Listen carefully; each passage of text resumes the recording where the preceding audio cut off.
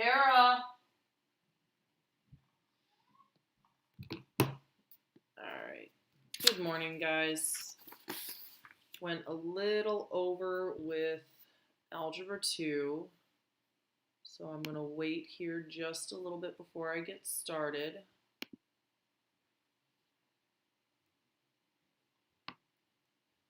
Get you guys moving here in a second. Get me some scrap paper. I'm getting my youngest set up on her Zoom for the day. Every day we all have at least one, if not two.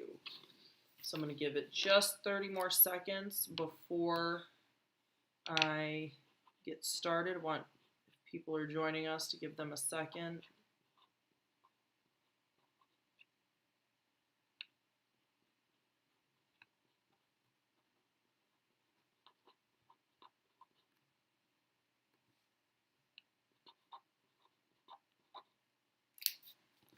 If you have any issues, let me know.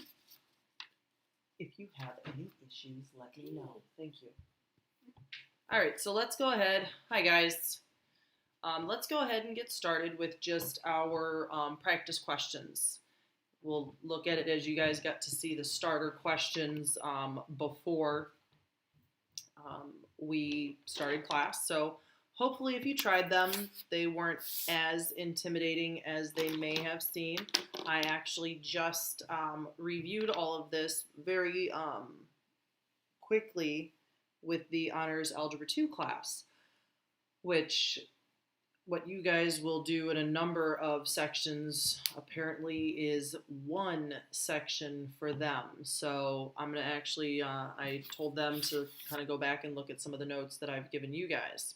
So what we looked at on Monday is how to write our trig ratios for the acute angles. So I'm going to color coordinate this again just to kind of keep things organized. And we are going to work with our two acute angles, Q and T. And we're going to label each one. And I understand if you don't need to, that's great. But for note purposes and for others, I am going to continue to label each of our sides, opposite, adjacent, and hypotenuse. And that way it reiterates exactly what we're supposed to be looking for. I have to remember when I write my ratios, we have to make sure that we write which ratio we're talking about because a specific definition goes with that. And we put what angle we want right next to it. And then according to this function, it has its own definition of opposite over hypotenuse. So I would write 15 over 17. Done, because it's only asking for the ratio. When I do cosine of that same angle, it has its own definition of adjacent over hypotenuse.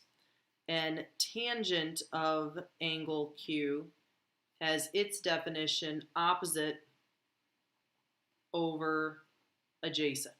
So again, I'm not so concerned with which one you start with. Just make sure when you're writing the ratios, they are always reduced. But again, they are ratios, so we do not write mixed numbers.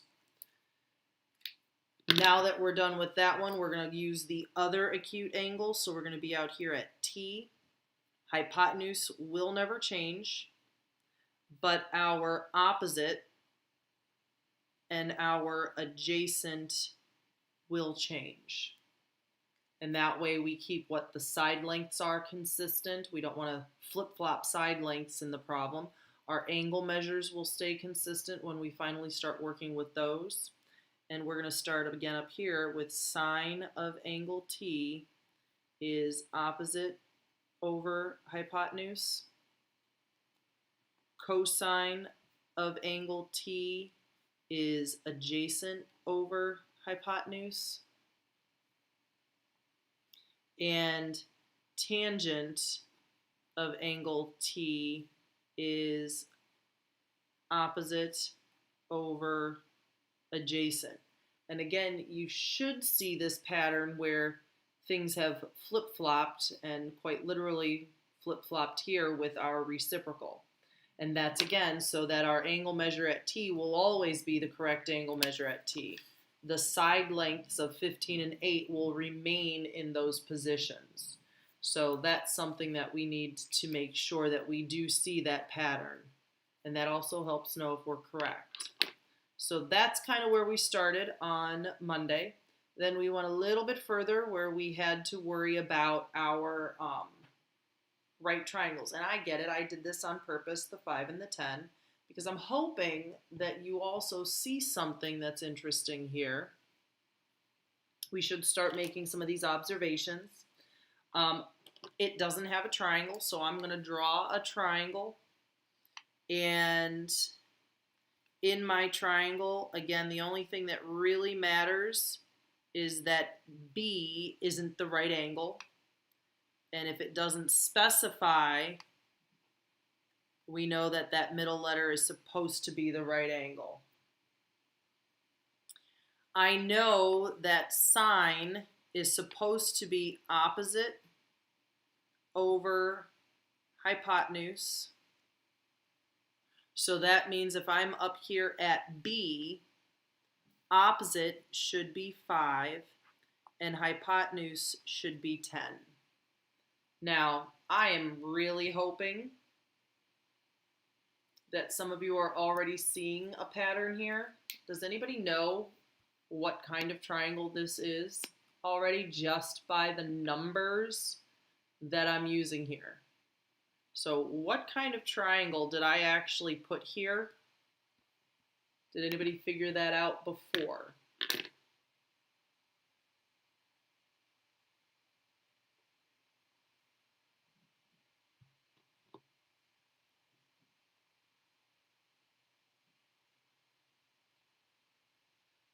If you think you know, go ahead and type it in.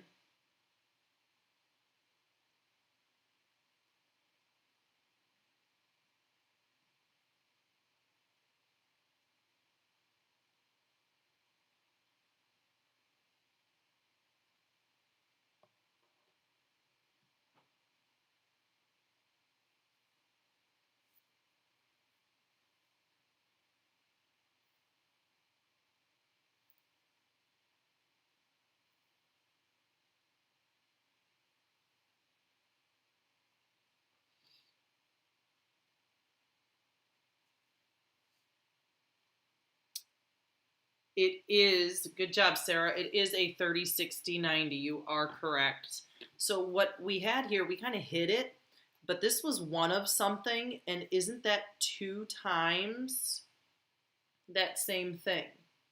So we end up having this special right triangle appear in our trig, and that's something that, again, I said, and you may or may not have remembered, but when we first started our special rights, I said, eventually you're going to find it's not necessary. We're going to have something that will work in every situation and not just in some situations. The idea of special rights is so that you can get an exact value, or it can be done quickly. So one of the things that I'm going to do here, I am not going to waste our time with the Pythagorean theorem. I am going to know that if this is 5 and this is 2 times 5, then this guy should be 5 radical 3. And again, I know that because I have my special rights. I noticed the pattern. So kind of like Pythagorean triples came in real handy. And we didn't have to go through the Pythagorean theorem because we noticed that we had triples that would fall in, 3, 4, 5, 5, 12, 13, and all of those. Now what I notice is that my special rights allow me to figure that part out. So I don't have to do all the work. So now when I go to figure out my trig ratios for the right triangle, if I'm going to finish at angle B, we know this was opposite, this was our hypotenuse, and this is our adjacent side. I'm going to rewrite just because it makes, I don't know, me feel a little more organized. The 5/10, which really should be 1/2. We have to reduce, it's a ratio. When we write cosine b, that's supposed to be 5 radical 3 over 10.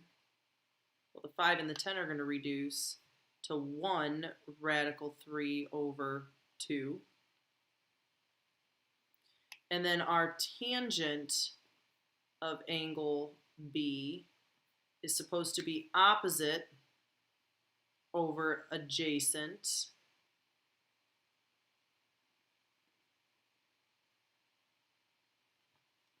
Which I was already starting to rationalize my answer. I was already starting to write. You can't leave this. So we are going to have to rationalize it, and I kind of schmutzed that up there. But when we rationalize, remember, you've got to multiply top and bottom by what's going to make that a perfect square. And we already know that our 5s are going to reduce. So what we end up with across the top is 1 radical 3 over the square root of 9. And so our final answer for this guy is going to be radical 3 over 3. So kind of like you saw me almost do here, don't be afraid if you see that pattern, because I was going to write 5 radical 3 over 5 times 3 and then do that simplifying at the end. So don't be afraid if you see the pattern to write the pattern down. Otherwise, write out everything so that you know that you have it right or correct in the end. So that's all for angle B. Now if I want to work on angle C, I need to make sure that I adjust what's opposite and what's adjacent. So now this one is adjacent. This one is opposite. And we start over. So sine C opposite, so that's our 5 radical 3 over hypotenuse. You can see that our pattern's holding. So this is radical 3 over 2. Our cosine C is adjacent over hypotenuse. So we're still good. Pattern holds. And then tangent C is opposite over adjacent. And if our 5, so you can see here, we started with 5 over radical, or 5 over 5 radical 3. Now it's the reciprocal, so our pattern holds. The only difference is those 5s are going to cancel, and I have radical 3. So one of the things that I wanted to show you was not only could I use the Pythagorean theorem to find the missing side, but that sometimes your special rights show up, and this is nice for exact value. And I can tell you that I vividly remember being told when I took what's called Trig in high school. We didn't do pre-calc, I had Trig, and these fractions for exact value come up a lot. And so it was kind of nice to have those memorized as well, just because they happened so often. So these two we worked on Monday, and then we went into how this gets used. Not just let's write fractions and we're done. It's where is it going to be useful? And again, it's useful when we're trying to find measurements that are just physically impossible to walk out and do a tape measure or a ruler. You have to have another way to measure things that are just physically too much to measure. So we have this now trig idea. So if I'm trying to find our missing side lengths, they're giving us an angle. And so what we want to do is we want to concentrate on this given angle. And just like we did before, I'm going to label my opposite side, the adjacent side, and our hypotenuse. And I'm not guessing at what function to use. I'm using my definitions to guide me into the right one. So the first one they tell me to figure out is VT. That's this one right here. So using angle T, VT is our adjacent side. Our given 14 is our opposite. So if we're looking at adjacent and opposite, the only trig ratio by definition that uses these two is tangent. And remember, we have SOHCAHTOA that we can use to kind of help us through that. So tangent is the only one. So because we have adjacent and opposite, we're going to use our tangent function. All right, so we're going to do tangent, the angle, which we don't have to put T because we know what the angle is, and then we write our ratio, opposite over adjacent. And we said that this guy here is stored in our calculator using an algorithm, that every angle measure for any way these ratios are supposed to be worked with, the ratio of what this is supposed to come out is stored in there. So all I have to do is push tangent of 21, enter, and this fraction, just written as a decimal,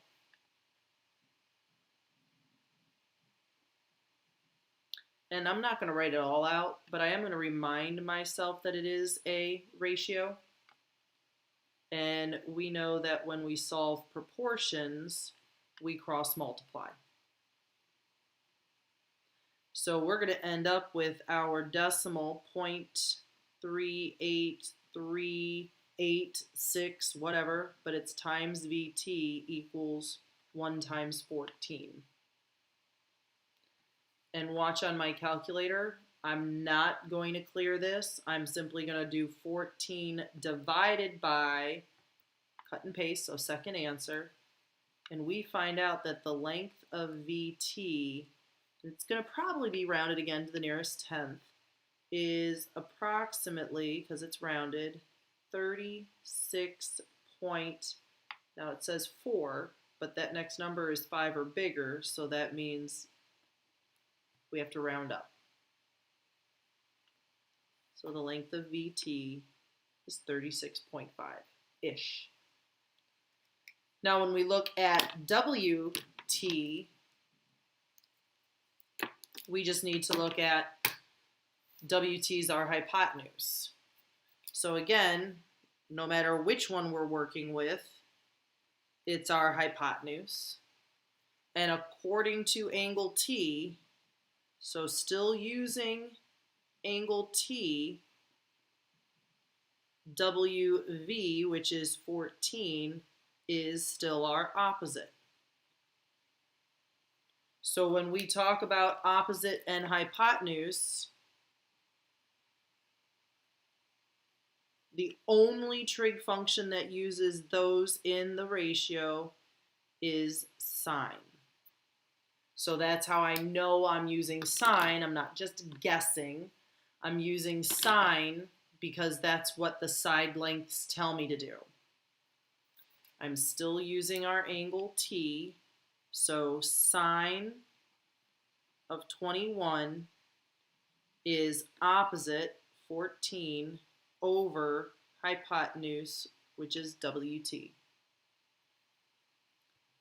And this time, because I have to make sure my ratio is according to sine, I do sine of 21. And again, my calculator has that stored algorithm that allows me to know what it's supposed to be. So it's telling me if I knew what WT was, if I took 14 divided by that number, this is what I should get. So 0.358 and a bunch of other numbers over 1 equals 14 over WT. We're going to cross multiply.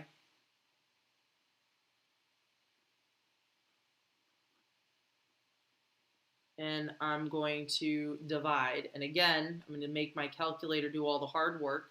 I'm going to do 14 divided by second answer, cut and paste, enter. And we find out WT is, again, because we are rounding, about 39 point, and again, the 10th spot we're going to round to, but that next number is 5 or bigger, so I have to make sure I round up. And then just to make sure, let's make sure that makes sense. This guy is opposite a 21-degree angle. 14's quite a bit smaller than what would be here, which would be 69 degrees. Excuse me, 69 degrees. So this number should have a side opposite it that's quite a bit bigger than 14, but across from our 90-degree angle should still be the longest. So at least it makes sense with our triangle inequality stuff. So I wanted you to kind of look at those three problems as a review of what we did on Monday. And I am only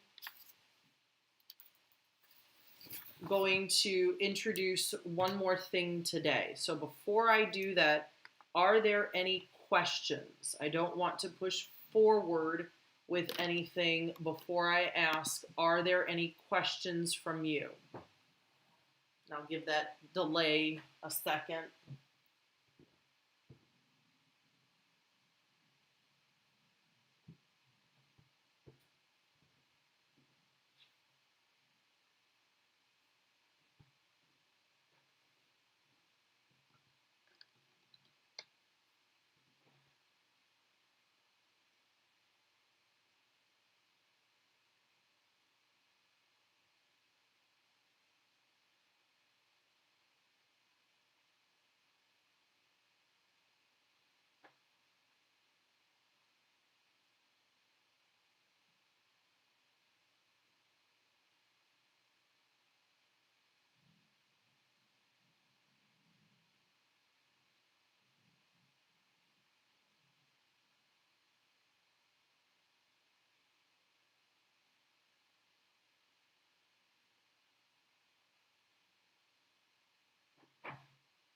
All right.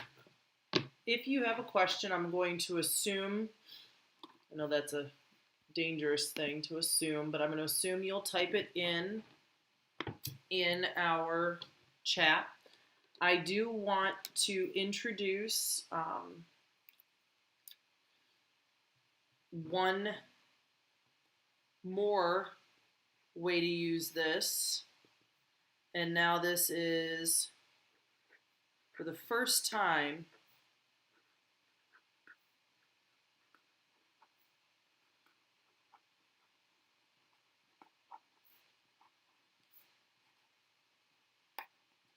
we're going to solve for the measure of angle A. And our picture is going to look like this. Now, ironically, this morning I've been very busy, and I was just informed that I have a 9-foot garage door, which I thought was interesting. I had no idea. So I'm going to use 9 feet. my garage door broke, so I have to, of course, now get a new garage door. Yay, adulting problems. But I didn't even realize it was 9 feet. And let's just say, and I don't even know, let's make a number up over here, 7 feet. Has nothing to do with a 9-foot garage, but why not? And I am going to tell you that that guy's A, B, and C. Looks similar to the problems that we just got done doing. The difference is, in the other examples, I wanted to know what all the side lengths were. In this one, I specifically want to know what the measure of angle A is. But I'm still going to use my trig functions to do so. And this is where, without these guys, this whole chapter would truly be very, very painful. Because there's only one other way to do this, and it's with charts. And I don't even know if your textbooks, if we used them to our fullest capability, even would have them anymore. So we definitely need to use our calculators. I care about this angle right here. This is the one that I'm working with. So that's the one that I'm going to concentrate on, just like angle T in our last example was the one they clearly wanted us to use because it's 21 degrees. Angle A is the one we're solving for, so let's build off of angle A. I am going to label my opposite, adjacent, and hypotenuse. And the only two sides that they give us are these two. So I have to then ask myself again, what trig function, what trig ratio uses those two? The only trig ratio that uses those two is tangent. So again, I'm not guessing which ratio to use. I'm using the given side lengths to kind of lead me towards which one I'm supposed to be using. So again, we're going to use tangent, and I'm going to set this up. Tangent A, just like our first example, and I'm going to write the ratio. Opposite over adjacent. Okay, so this looks like this guy, but I don't want to stop because notice it doesn't say write the ratio. It says find the measure of angle A. So where in the first one we would have stopped if it said find the ratio. This one we have to go a little bit further. So I want to take a second to kind of put you through this thought process because it's pretty easy. So we're going to go to our brain bubble here for a minute. And I want you to think, if I said 5A equals 15, and I wanted to solve for A in this problem,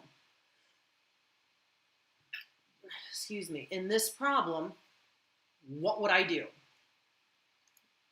And I would really appreciate it if you guys would play along and answer the questions as we go. So the first question I'd like is, what would you do? Type that in. And then if someone else could type in, why did we choose that step if I wanted to get A by itself? So how do I get A by itself? And why did we pick that to do so?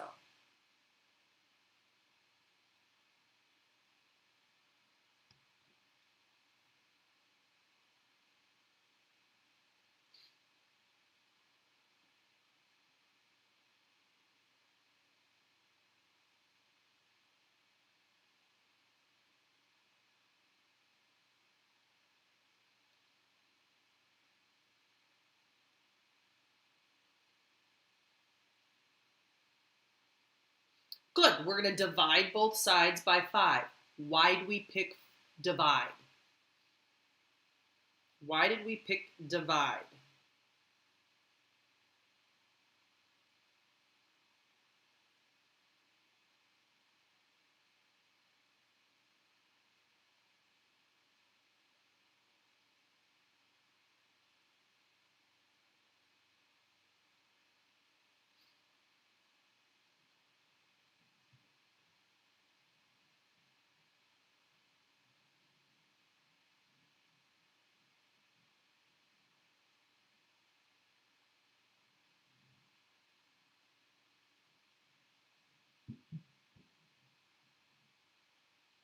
Why didn't we multiply both sides by 5? Why didn't we subtract both sides by 5? Why didn't we add both sides with 5?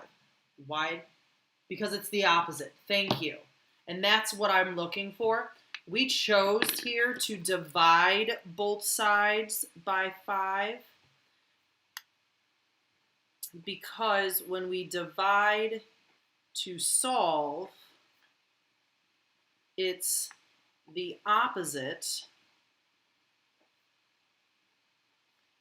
operation. And there's a word that we use instead of opposite operation in math. Does anybody know what, and I said it ironically on Monday a bunch of times when I pointed to the calculator, that our calculator organizes all of our opposite operations because we said they were what kind of operations to each other.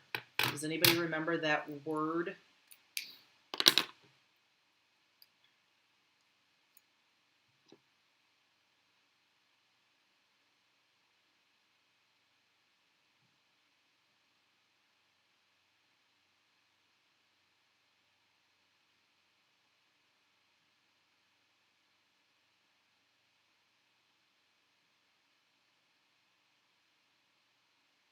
Give you a hint. Starts with an I.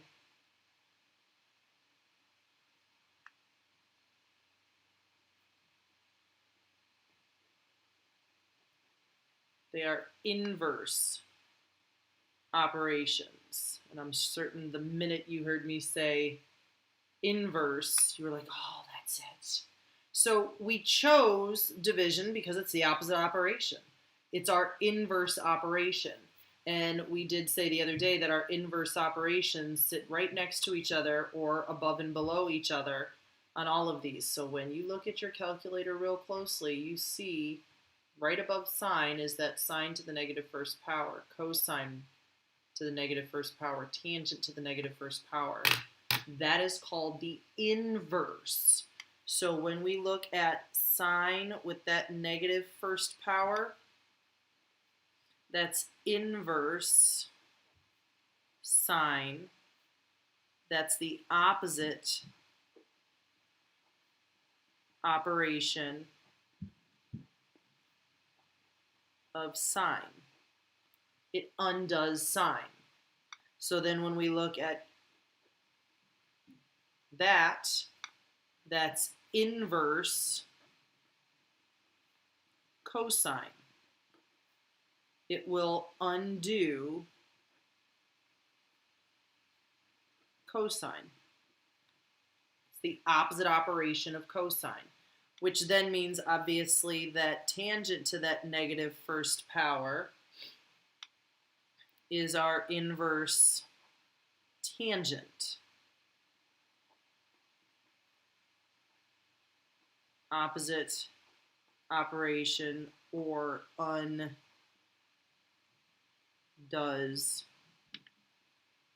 tangent.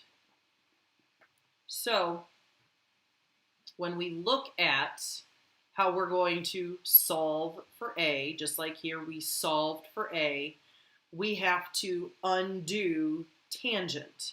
So to undo tangent, we have to apply our inverse function. Now, it's going to look like a lot more on our paper. What we do to one side,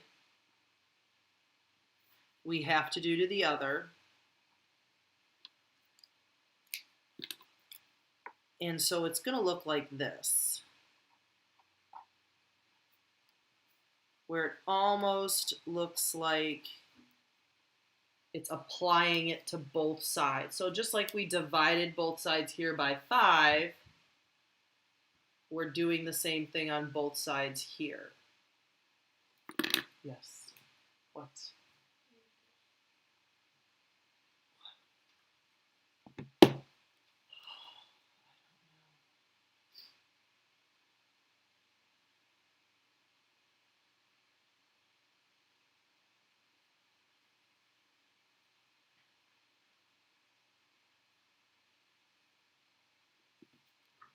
So what's going to happen, I apologize for that. We can't get into our meeting. this is actually going to cancel here. They undo each other. So what it's going to leave us with is A. And on this side, we have to do all of that in our calculator. So now, in the calculator, you are going to use secant and tangent so that you can bring up that inverse tangent. You guys should be able to see that okay. And then you plug in 7, and I'm going to suggest use the division bar. That way, if there's decimals in anything, you don't have to worry about your fraction bar telling you that there's some kind of error and then you think you did something wrong.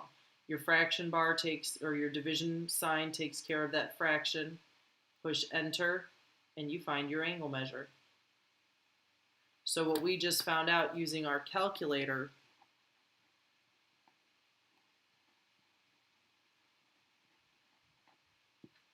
is that our angle measure for A is again approximately 37 point. Now it says 87, so that means when we round, it's got to be 37.9 degrees.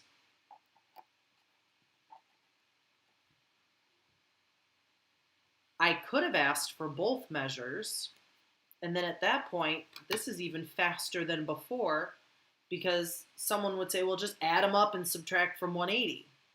Well, if you already have 90 here, shouldn't these two add up to 90? They're complementary angles. So really, if I wanted to find the measure of angle C, all I would have to do is take that 37.9 and subtract it from 90.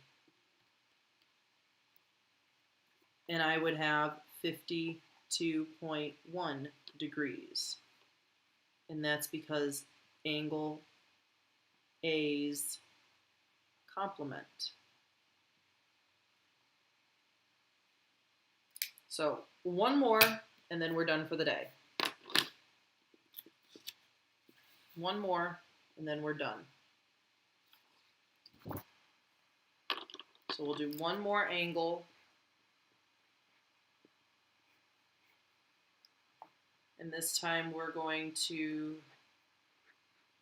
solve for the acute angle measure. So instead of spelling it out, find this angle, find that angle, we're going to use our vocabulary.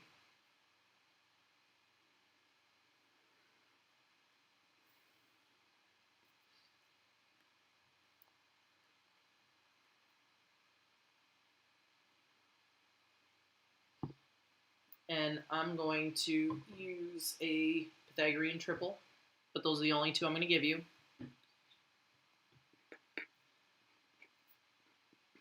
And we're going to look for angle W and angle Y.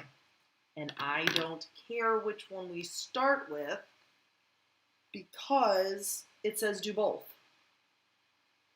So the only reason I am picking W is because it just happens to be first on my page and we read left to right. So I'm going to choose angle W. Only reason, left to right. And I'm going to label adjacent, opposite, and hypotenuse. And adjacent and hypotenuse tell me that I'm going to use cosine, because cosine's definition is adjacent over hypotenuse. So that's the only reason I'm picking cosine, is it fits what's given to me. So cosine of angle W is adjacent over hypotenuse.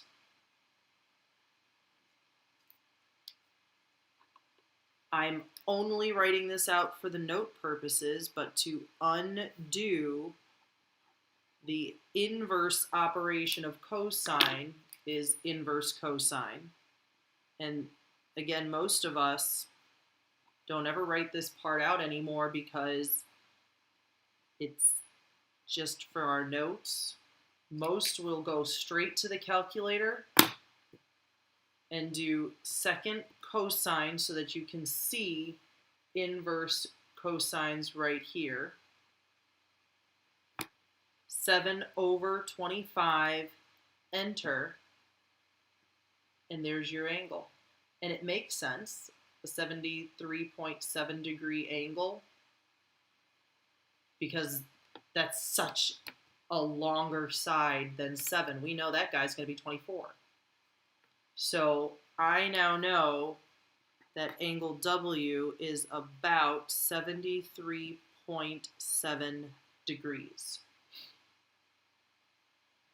So when I find angle Y, I know I'm going to take 90 minus the 73.7, and I end up with 16.3 degrees. And it is a lot faster than what our side lengths are when we have to find our side lengths. I am going to give you practice problems again. Again, not required to hand in. And then on Friday, we will do a couple examples on both sides and angles, and then I will give you an assignment at that point. So we will meet back on Friday. If you cannot, that's fine, because it is not new material. It is just going to be a review. And then at that point, you'll see that I will load the assignments. Please remember that any assignment that I've already given is not necessarily a locked-in due date. I keep getting emails about late work, late work, late work. There truly is no late work. There are benchmark dates that I have assigned to you that you should try to stick with so that you don't get bogged down. But pretty much up until the end of the quarter, you can get your work in. Just try to stay on track so you don't get too far behind. But with these benchmark dates, makes it a little easier to stay organized. So keep that in mind. I don't want to overload us. I know with the no reassignments, remember, passing grade earns you credit. So if for some reason you get stuck on something and it's just frustrating you, move on. Move on. I love keeping that bar raised high. Don't let up. Keep working hard. But if it's going to cause too many issues, move on. Go to the next one. Email me your questions. So again, I will give you some review questions to practice, and then we will come back on Friday. Again, it is optional that you can get some review, and then I will give you the assignment. So you guys have a great day. Thank you for, as always, playing along and helping. It does make things go so much nicer for me. So get outside, get some fresh air, and I will talk to you guys on Friday. Have a great day, guys.